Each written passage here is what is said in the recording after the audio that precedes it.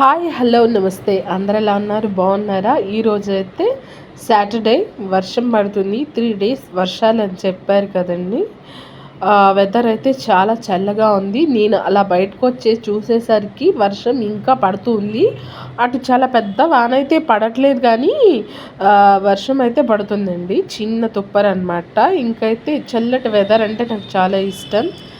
ఇంకా నేను సరౌండింగ్స్ అంతా చూస్తున్నాను అనమాట. అలా కాసేపు ఇలా అయితే 3 రోజులు కురిస్తే నాకు వర్షం ఒకేసారి కురవాలండి. లేకపోతే అసలుకి ఇలా చిన్న చిన్న చినుకులు పడుతుంటే భలే చిరాగ్గా ఉంటుంది. బట్టలు ఆరకపోవటం, ఇంకా 3 days అదిగాక మేడ్ 2 days తరువాత బట్టలు ఉతికిందనమాట లేట్ చేసి.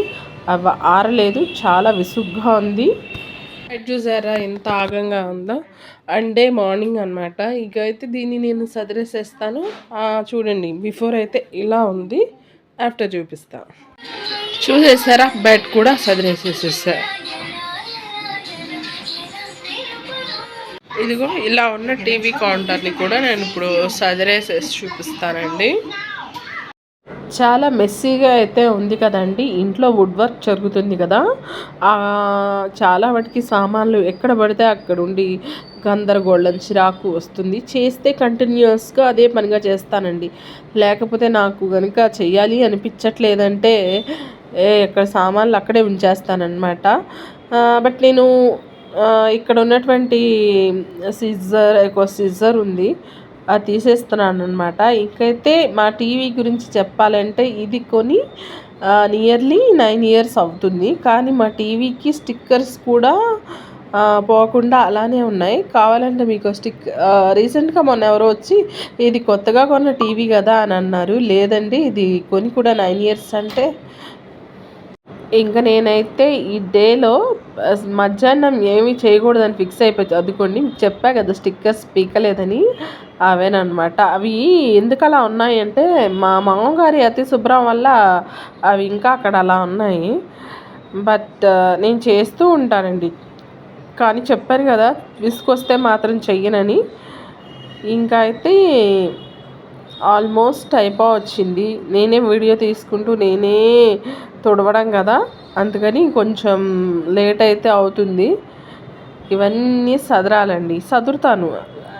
ఇంకా రెండో మనిషి అంటే మా బాబు. కానీ మా బాబు ఆట మొదలుపెట్టాడంటే అన్నీ తీసి ఒక పక్కన వేస్తాడు అనమాట. ఇంకా ఇక్కడైతే కనిపిస్తున్న రెడ్ ఫ్లవర్స్ వచ్చేసి ఇక్కడ కోరియన్ ఉంటుంది వడ్లమూడి దగ్గర, అక్కడ తెచ్చాము. అవి కూడా చాలా సంవత్సరాలు అవుతున్నాయి, పాడైపోయినాయి. దాన్ని పడేసి దాని స్థానంలో ఏమన్నా పెట్టి రీప్లేస్ చేయాలి. కానీ ఏంటంటే ఎందుకులే, చాలా ఇయర్స్ నుంచి ఉన్నాయి, వేరే తెచ్చినాక పడేద్దాంలే అన్నట్టుగా ఉంచానన్నమాట.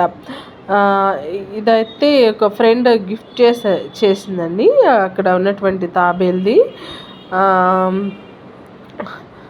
తను నా ఫ్రెండ్ అమ్మాయి అనమాట. మీకు కూడా నేను తర్వాత తన గురించి చెప్తాను.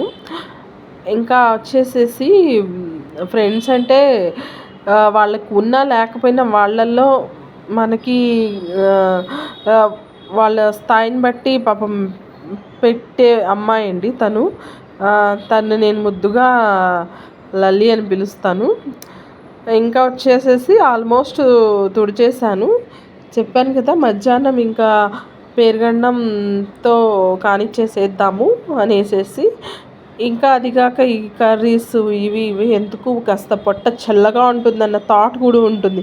ఇంకెప్పుడైనా పొట్ట చల్లగా ఉండాలి అని అంటే మాత్రం నేను ఇక పెరుగన్నం, లైట్గా సాల్ట్ అండ్ ఉల్లిపాయ, పచ్చిమిర్చి అని నేను తింటానండి. పచ్చిమిర్చి, ఉల్లిపాయ. బాబు అయితే తినడనమాట. ఇంకా చెత్త పడేసే పని అయితే ఒకటి ఉందండి. ఈ వర్షంలో ఒక్కోసారి చెత్త వాళ్ళు వస్తున్నారు అండ్ ఒక్కోసారి రావట్లేదు. మాకైతే 2 daysకి వన్స్ చెత్త వాళ్ళు వస్తున్నారు. అక్కడ కనిపిస్తున్న వైట్ బండి ఒకసారి వచ్చి చెక్ చేసుకున్నానమాట, అసలు వచ్చిందా రాలేదా అనేసి. తీరా చూస్తే చెత్త బండి వచ్చింది. మా ఇళ్ళ చివరనమాట. ఇక వచ్చేసరికి త్వరగా వెళ్ళిపోతుంది. ఆ వైట్ బకెట్లో చెత్తను పడేయాలి.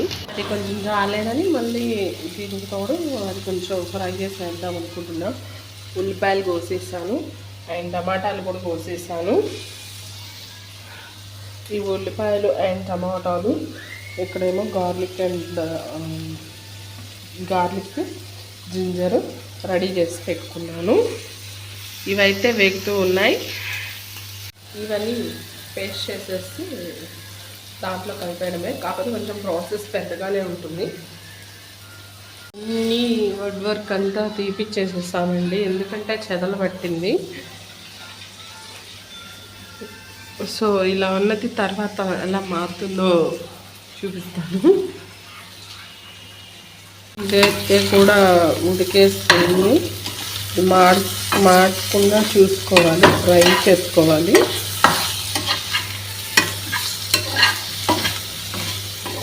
ఆల్మోస్ట్ ఇది అయిపోతుంది ఫ్రై.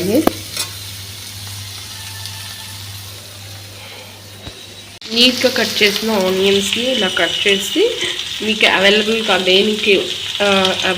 ఉంటే బటర్ అవైలబుల్ ఉంటే బటర్ అండ్ ఆయిల్ ఏదన్నా మన వెజిటేబుల్ ఆయిల్ కానీ ఏదో ఒకటి వేసుకోండి. ఆ తర్వాత ఇదిగోండి టమాటోస్ కూడా ఈక్వల్ రేషియోలో అనేది కట్ చేసుకోవాలి. 1:1 రేషియోలో, అంటే 1 కప్ ఆనియన్స్ తీసుకుంటే 1 కప్పు టమాటోస్ తీసుకొని ఇలా ఎక్కువ కాదు 80% కుక్ చేసుకుంటే సరిపోతుంది. ఇదిగోండి వీటిని ఇలా వేసిన తర్వాత రెండుకి కలిపి మనం కుక్ చేసుకున్న తర్వాత చూద్దాము. చెప్పినట్టుగా కొంచెం ఉడకంగానే కట్టేయాలన్నాను కదండి, అది ఈ స్టేజ్ అనమాట. ఈ స్టేజ్లో కట్టేసేసేయాలి, అంటే స్టవ్ని బర్న్ చేయాలన్నట్టు. ఇంకా ఇక్కడైతే నేను చపాతీ ప్రిపేర్ చేసేస్తున్నానండి. చెప్తున్నాను, బటర్ పన్నీర్ కర్రీ కదా నేను చేస్తుంది. ఇంకా ఇందులో నేను చపాతీ చేసేస్తున్నాను అనమాట. నియర్లీ ఒక 12 చేసేసాను. అయితే ఇక 3 మిగిలిపోయినవి. కర్రీ కూడా కొంచెం మిగిలింది, ఎక్కువ క్వాంటిటీలోనే చేసామన్నమాట.